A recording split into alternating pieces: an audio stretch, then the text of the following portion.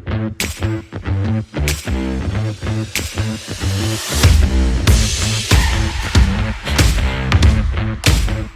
welcome to Uberall Beats, your guide to what is new in local marketing. And I'm about to drop a big beat here today because we're talking about Search GPT.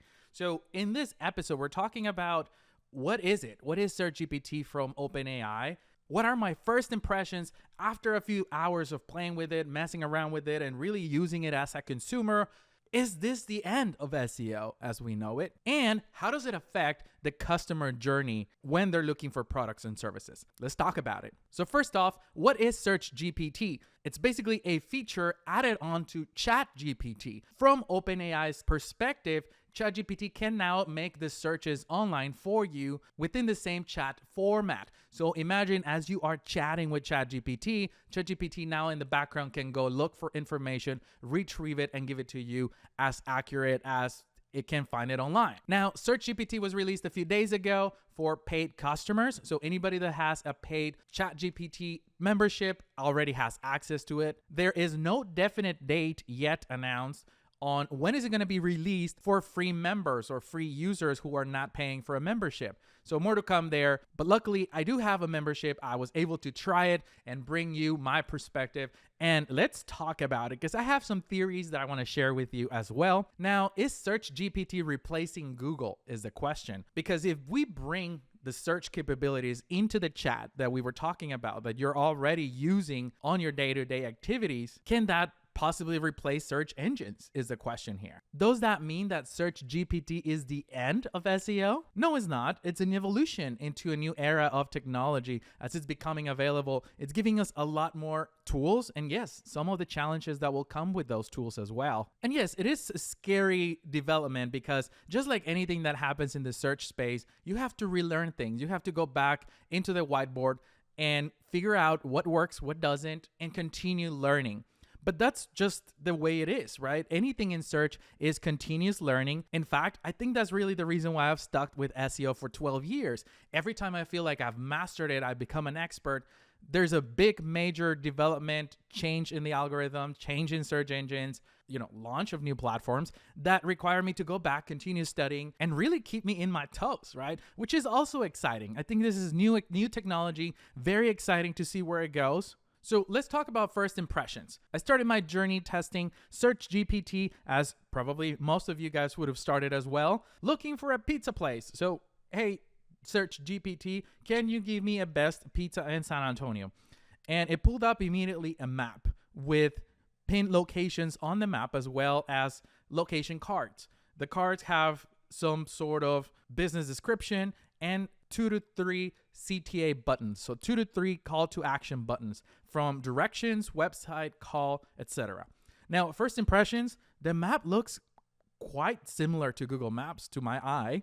I'm not saying that it is, but it looks pretty similar to me. When I'm clicking on the CTA, if I click on directions, it's using Google for directions. In my case, I don't know really if that's my personal settings or that's across the board. Let me know in the comments if you try it. Is it using Google or is it using Apple for you for directions?